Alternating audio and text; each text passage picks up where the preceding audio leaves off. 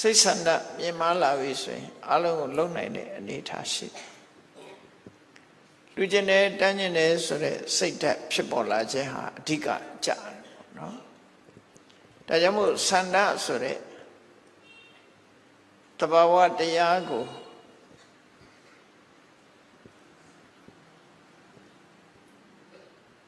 ဒီတဘာဝတရားဥဆောင်လာပြီဆိုလို့ရှိရင်တွေ့တာထားတဲ့ပစ္စည်းကိုပဲဖြစ်စေစွန့်လွတ်နိုင်တဲ့အနေအထားမျိုးရှိတယ်အရာခသိကိုစွန့်လွတ်နိုင်တဲ့အနေအထားမျိုးရှိတယ်ဒါကြောင့်မို့ဆန္ဒကို24ပစ္စည်းထဲမှာဆန္ဒအဓိပတိပစ္စည်းရောမှာဟောထားတာပဲဖြစ်တယ်ပေါ့နော်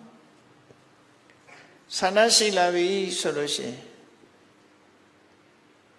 တွေ့တာရတဲ့လောဘကိုလည်းဖယ်ရှားပြစ်နိုင်တဲ့စွမ်းရည်တတိရှိတယ်ပေါ့အဲမို့ဆန္ဒကပို့ပြီးတော့စွမ်းထက်တယ်လို့ပြောမှာဖြစ်တယ်စိတ်ဆန္ဒဟာကြီးမားတယ်အရာခသိကိုအောင်မြင်စေနိုင်တယ်တရားကျင့်တဲ့အခါမှာလည်းပဲထက်မြက်တဲ့ဆန္ဒထက်တဲ့ဆန္ဒဟာအမှန်တမ်းအရေးပါတယ်လို့ဆိုတယ်ဣတိပတ်၄ပါးထဲမှာသန္ဒိဋ္ဌိပတ်ဆိုပြီးတော့ဆန္ဒဟာအောင်မြင်ကြောင်းတရားတစ်ခုအဖြစ်ဖော်ပြထားတာဖြစ်တယ်ဘုရားလောင်းဟာ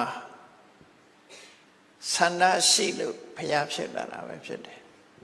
သို့သောဆန္ဒရှိုံနဲ့ဖြစ်သလားလို့မေးမယ်ဆိုရင်တော့ဆန္ဒရှိုံတသက်နဲ့တော့မဖြစ်ဘူးလောကလူတွေဟာစိတ်ဆန္ဒပြင်းပြလာပြီဆိုရင်ကျိုးပန်းအထုံးမှုကနောက်ကပါလာတာပဲဖြစ်တယ်ဆန္ဒနောက်မှာလှုပ်ဆောင်မှုဆိုတဲ့ဝိရိယရှိလာအဲ့ဒီလှုပ်ဆောင်မှုဝိရိယရှိလာတဲ့အခါအခက်ခဲဆိုတာရှိစမြဲမှုအဲ့ဒီအခက်ခဲတွေကိုကျော်လွှားနိုင်လောက်အောင်ကြံ့ခိုင်တဲ့စိတ်ဓာတ်ဆိုတာလည်းရှိရကြံ့ခိုင်တဲ့စိတ်ဓာတ်ရှိုံနဲ့မကဘူးအောင်မြင်မှုမှာဆင်ញင်သုံးသပ်မှုဆိုတဲ့အသိဉာဏ်ဟာအလွန်အရေးပါတယ်ဒါကြောင့်မို့ဆန္ဒဝိရိယစိတ်ဓာတ်ဝိမန္တလို့ခေါ်တယ်မိမိတို့ယင်တဲ့နှလုံးထဲမှာရှိတဲ့ဒီသဘာဝတရားတွေဟာဆန္ဒဥဆောင်လိုက်ပြီဆိုလို့ရှိရင်နောက်ကဝိရိယစိတ်ဓာတ်ပညာတို့ပါဝင်ပြီးတော့လှုပ်ဆောင်လိုက်တဲ့အခါမှာတာမန်အခြေအနေတစ်ခုကကြီးကျယ်မြင့်မြတ်တဲ့အခြေအနေတစ်ခုရောက်ရှိသွားကြဘုရားလောင်းနေဟာစိတ်ဆန္ဒပြင်းပြမှုကိုအကြောင်းပြုပြီးတော့ကြီးမြတ်တဲ့အနေအထားတစ်ခုကိုရောက်သွားကြတာဒါဖြစ်တယ်ပေါ့ဘုန်းကြီးတို့တွေလည်းဆန္ဒရှိကြမယ်ဆိုလို့ရှိရင်ဆန္ဒနောက်ကဝိရိယစိတ်ဓာတ်ဝိမန္တလို့ဆိုတဲ့ဆွမ်းဆောင်မှုကြီးမားတဲ့တရားတွေစက်တိုက်ပါလာမယ်ဆိုရင်အရာရာအောင်မြင်ပြီးတော့ချီးကျက်မြင့်မြတ်တဲ့အနေအထားတစ်ခုကိုရောက်ရှိသွားမှသာလည်းဖြစ်တယ်ဆန္ဒမိမ့်မိန်သိသိမ့်နေလို့ရှိရင်တော့အထက်တန်းရောက်ဖို့ဆိုတာမရှိနိုင်ဘူးပေါ့ဒါမို့လောကလူတွေဟာစိတ်ဆန္ဒကို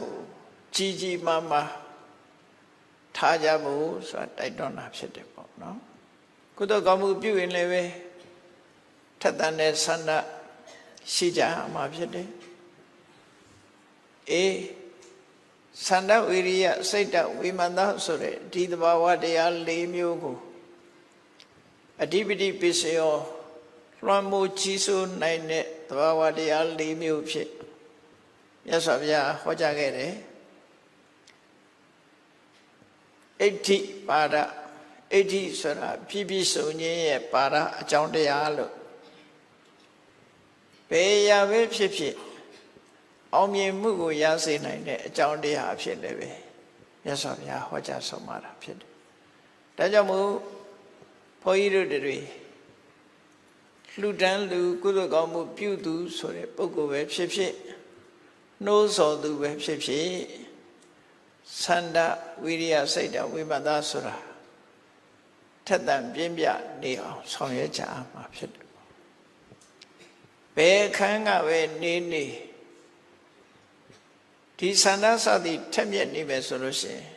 ကုသိုလ်ကောင်းမှုရဲ့အကျိုးဟာလည်းပဲထက်မြက်လာမှာပဲဖြစ်တယ်ပေါ့ဒါကိုသတိထားကြရမှာဖြစ်တယ်ဒီထက်မဲ့ဝိမန္တလို့ဆိုတဲ့ဆင်ញင်သုံးသက်တဲ့အသိဉာဏ်ပို၍အရေးကြီးတယ်လို့ဆိုတယ်ဘယ်အရာပဲလုပ်လို့အကြောင်းနဲ့အကျိုးအကောင်းနဲ့အဆိုးခွဲခြားသိမြင်ပြီးတော့လှူတတ်တယ်တတ်တတ်တယ်စိတ်နေသဘောထားတတ်တယ်ဆိုတဲ့ပုဂ္ဂိုလ်တွေဟာမြင်မာတဲ့အခြေအနေတစ်ခုကိုရရှိပိုင်ဆိုင်သွားနိုင်ကြတာပဲဖြစ်တယ်